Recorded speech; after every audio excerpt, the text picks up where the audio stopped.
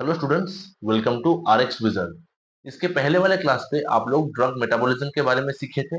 इस लेक्चर में हम लोग ड्रग मेटाबोलाइजिंग एंजाइम्स इसके बारे में एक डिटेल स्टडी करने वाले हैं। So without any further delay, let's get started. देखिए, ड्रग मेटाबोलाइजिंग एंजाइम्स इसके बारे में जानने से पहले सबसे पहले हमें जरूरत ये जानने का, what is the definition of enzyme. Okay, आप लोग बायोकेमिस्ट्री में ये स्टडी किए होंगे कि enzymes are biocatalyst. Okay, first of all they are biocatalyst.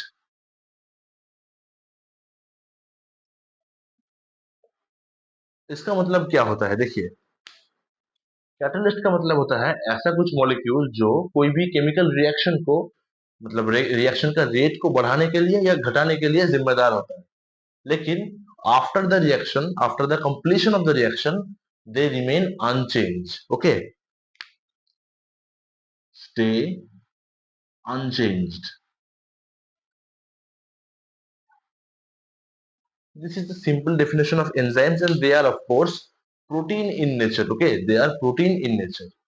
अब यहाँ पे हमारा ड्रग मेटाबॉलिज्म का जो कंसेप्ट है, यहाँ पे एंजाइम्स को दो तरह में डिवाइड किया जाता है, दो कैटेगरी में डिवाइड किया जाता है।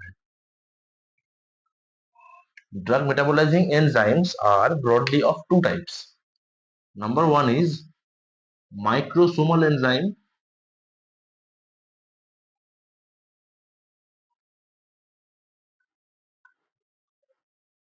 और दूसरा है नॉन माइक्रोसोमल एंजाइम्स।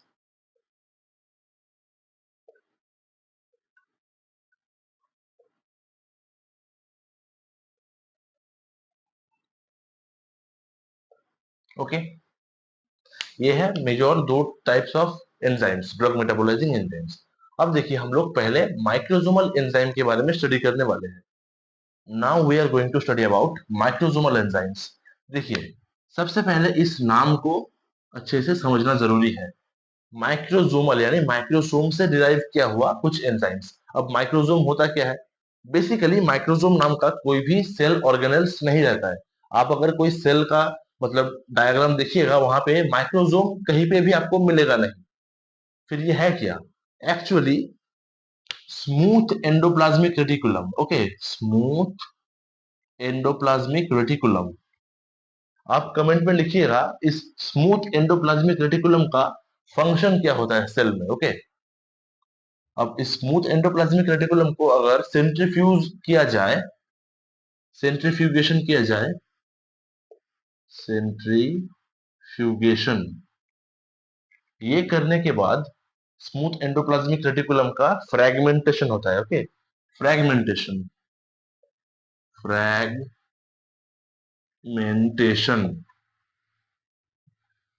फ्रैगमेंट होने के बाद ये स्मूथ एंडोप्लाज्मिक रेटिकुलम्स माइक्रोजोम में कन्वर्ट होते हैं, कन्वर्टेड इनटू माइक्रोजोम।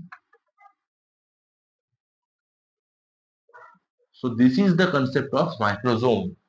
अब देखिए, इस माइक्रोजोम से जो एंजाइम्स मिलेगा हमें, दैट इज माइक्रोजोमल एंजाइम। अब इसका कुछ कैरेक्टरिस्टिक फीचर होता है। सबसे पहली बात, they are mainly found in liver majority. उसके बाद किडनी में मिलेगा हमें, किडनी, लंग्स में मिलेगा। ओके, नेक्स्ट जो पॉइंट आएगा that is they are inducible.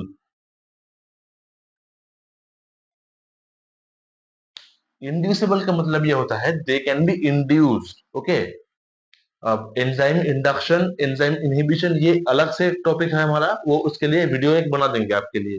फिलहाल के लिए आप ये जानकारी रख लीजिए, microsomal enzymes can be induced. ठीक है। तीसरा जो पॉइंट है that is they are involved in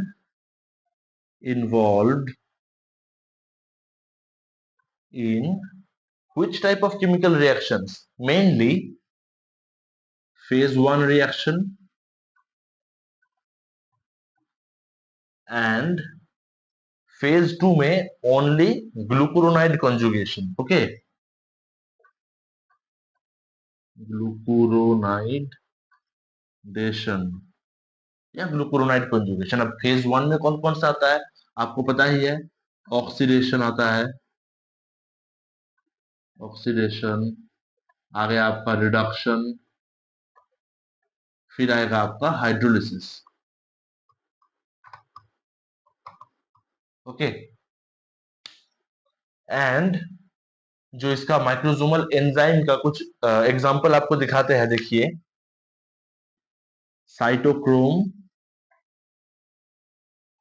P450 enzymes, okay, and uridine diphosphate glucuronosyl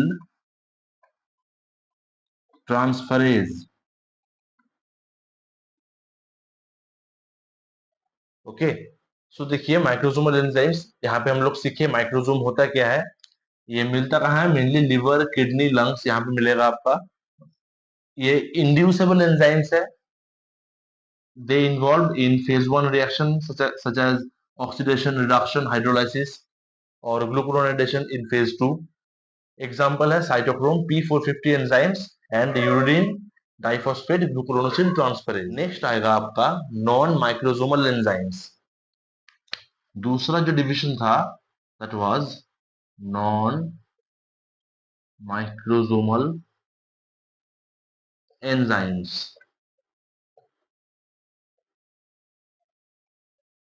ये होता क्या है, नॉन माइक्रोसोमल से आपको ये समझ आ चुका है कि ये माइक्रोसोम से डिराइव नहीं होगा। Okay, they are mainly found in, कहां पे मिलेगा आपका, cytoplasm of the cell, cytoplasm of the cell, mitochondria में मिलेगा, ओके, एंड ब्लड प्लाज्मा में भी आपको मिलेगा।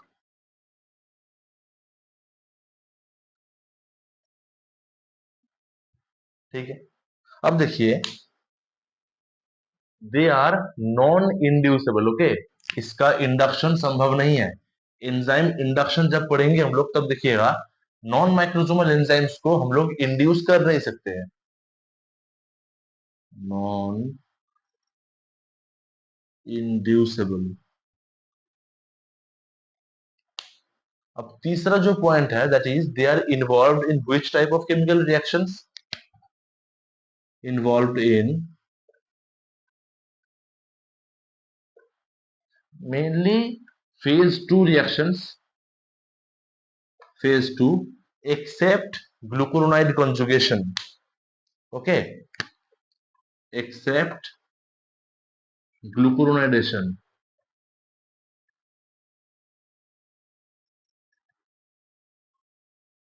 उसी के साथ ये फेज 1 रिएक्शन जैसे ऑक्सीडेशन, रिडक्शन, हाइड्रोलिसिस, ये सब एंजाइम, ये सब केमिकल प्रोसेस में भी थोड़ा बहुत हेल्प करता है। Okay, some of phase 1 reaction. ठीक है, अब देखिए इसका कुछ एग्जांपल्स हम लोग समझ लेते हैं।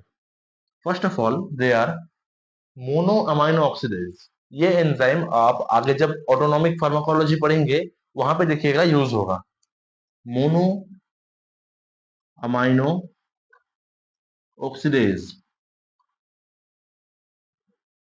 उसके बाद आता है आपका जैसे ट्रांसफरेज,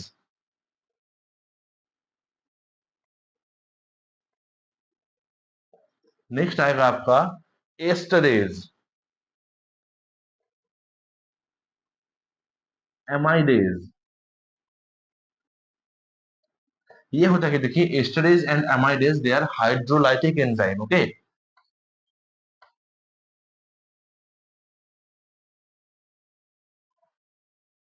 जो एस्टरेज करता क्या है, एस्टर लिंकेज को ब्रेक करता है, और एमाइडेज एंजाइम जो करता है एमाइड लिंकेज को ब्रेक डाउन करता है।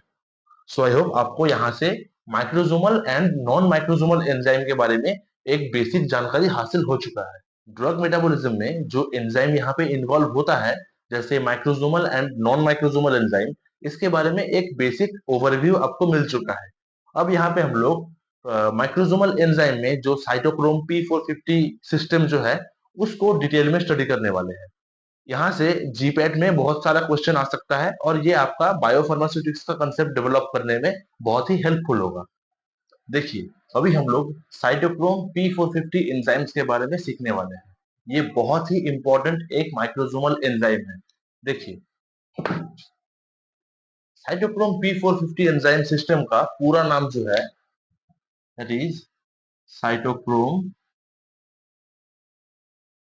P450 mono oxygenase enzyme system.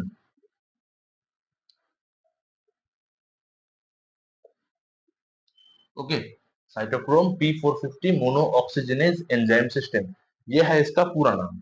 इसका दो ठो सिनोनिम्स है। ओके, इसे मिक्स्ड फंक्शन ऑक्सीडेज और मोनो ऑक्सीजनेज, ये दोनों नाम से भी पहचाना जाता है।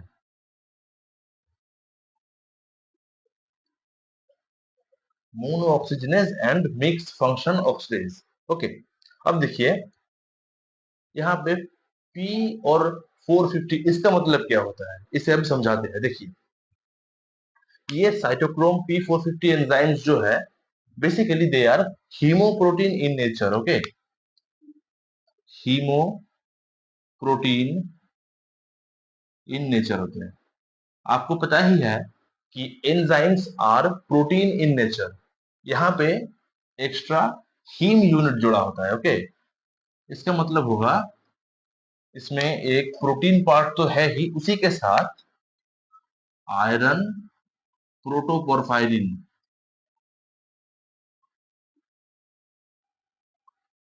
ये सिस्टम भी उसके साथ जुड़ा हुआ है। And this protoporphyrin is symbolized in P. P का मतलब हमें अभी समझ आ चुका है। फिर ये 450 का मतलब क्या होता है? देखिए, 450 का ऐसा मतलब होता है, देखिए, cytochrome P450 enzymes are hemoprotein in nature. Hemoprotein अपना रिड्यूस्ड फॉर्म में, व्हेन रिडक्शन होने के बाद they form complex with carbon monoxide. Okay, carbon monoxide इसके साथ कॉम्प्लेक्स फॉर्म करता है। और ये जो कॉम्प्लेक्स है, यानी साइटोक्रोम P450 एंजाइम के साथ कार्बन मोनोऑक्साइड का जो कॉम्प्लेक्स है, ये एब्जॉर्प्शन मैक्सिमम शो करता है एट 450 नैनोमीटर, 450 नैनोमीटर वेवलेंथ में ये मैक्सिमम एब्जॉर्प्शन शो करता है। आप लोग ये मैक्सिमम एब्जॉर्प्शन का जो कंसेप्ट है, एब्जॉर्प्शन मैक्सिमा, ये सब spectrophotometry, okay, UV visible spectroscopy आगे पढ़ेंगे। So this was all about the significance of the name P और 450। इसका मतलब अभी आपको क्लियर हो चुका है। अब देखिए, इसको और थोड़ा डिटेल में स्टडी करते हैं।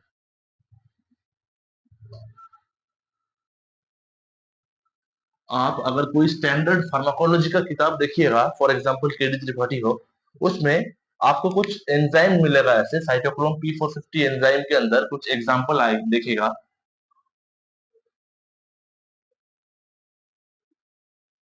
ऐसा नाम से कोई एग्जांपल आपको मिलेगा। इसका सिग्निफिकेंस क्या होता है, इसका मतलब क्या होता है? देखिए, ये जो CYP है, it symbolizes the cytochrome P450 system.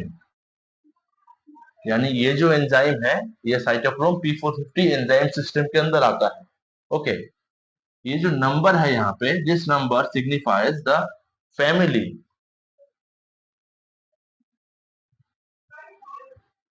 ये अल्फाबेट से शो करता है सब फैमिली, यानी इस फैमिली के अंदर कौन सा सब फैमिली में ये बिलोंग करता है।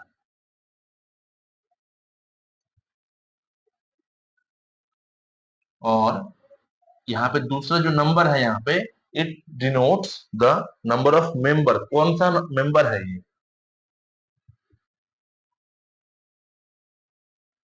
अब देखिए फिर से आपको समझाते हैं। ये जो enzyme this is under cytochrome P450 system के अंदर आएगा। उसके अंदर फैमिली नंबर 3 से ये बिलोंग करता है। फैमिली 1, 2, 3, 4 ऐसे बहुत सारे फैमिलीज है। फैमिली 3 से बिलोंग करता है। फैमिली 3 के अंदर सब फैमिली होगा इसका ए, और 3A सब फैमिली के अंदर वो चौथा मेंबर है। ठीक है।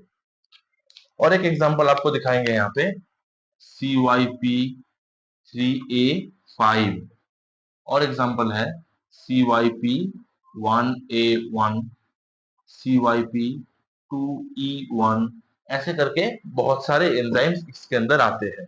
ठीक है। अब यहाँ पे कुछ इंपॉर्टेंट एंजाइम डिस्कस कर लेते हैं।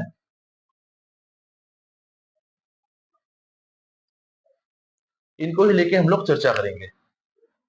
CYP3A4, देखिए ये दोनों जो एंजाइम है साइटोक्रोम 3A4 एंड 3A5, ये दोनों सेम फैमिली और सेम सब फैमिली के अंदर है। देखिए फैमिली 3 सब फैमिली ए, मेंबर नंबर 4, मेंबर नंबर 5।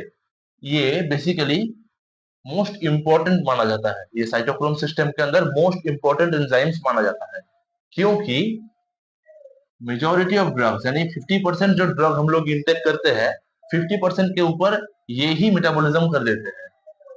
ठीक है, 50% करते हैं। And they are also responsible for the first pass metabolism. आपको ड्रग एब्जॉर्प्शन में पढ़ाए थे कि फर्स्ट पास मेटाबॉलिज्म होता क्या है। उसी फर्स्ट पास मेटाबॉलिज्म करता है यही दोनों। ओके, मेनली इनको मिलता कहाँ है? Mainly they are found in liver, यहाँ पे तो मिलना है ही। उसी के साथ they are also found in the intestine. Okay, found in intestines. Okay, देखिए नेक्स्ट आ गया आपका साइटोक्रोम 1A1। ये जो एंजाइम है, जो स्मोकर्स होते हैं ना, जो सिगरेट स्मोक करते हैं, उनके लंग्स में इसे बहुत मात्रा में पाया जाता है। क्योंकि स्मोकिंग से मतलब जब निकोटीन इनहेल करते हैं हम लोग, उन निकोटीन से या स्मोक से ये एंजाइम ज्यादा सिंथेसिस होता है। Found in large amount, in large amount in the lungs of smokers. और ये जो मतलब एंजाइम है साइटोक्रोम 1A1, ये हमारे जो स्टेरॉयडल हॉर्मोन्स है, मान लीजिए जैसे androgen male sex hormone, oestrogen female sex hormone, इन सब का मेटाबॉलिज्म में हेल्प करता है। ठीक है। दूसरा देखिए साइटोक्रोम 2E1, ये जो एंजाइम है that is involved also in the metabolism of many other drugs. इसको मिटा देते हैं। और ये 2E1 जो एंजाइम है, इसका मेनली हमें इंपॉर्टेंस क्लिनिकल फार्माकोलॉजी में ऐसा है कि देखिए CYP2E1, ये एंजाइम पैरासिटामोल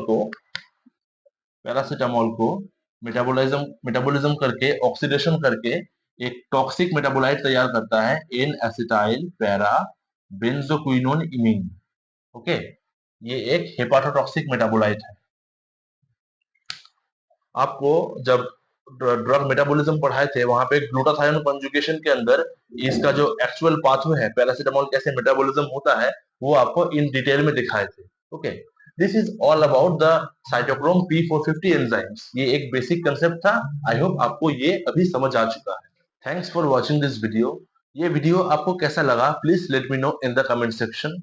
वीडियो अगर अच्छा लगे तो जरूर इसे एक लाइक कर दीजिए और अपने दोस्तों के साथ इसे शेयर करना ना भूलें। Subscribe to the channel RX Wizard। मिलते हैं आपको एक नेक्स्ट वीडियो में। Thank you.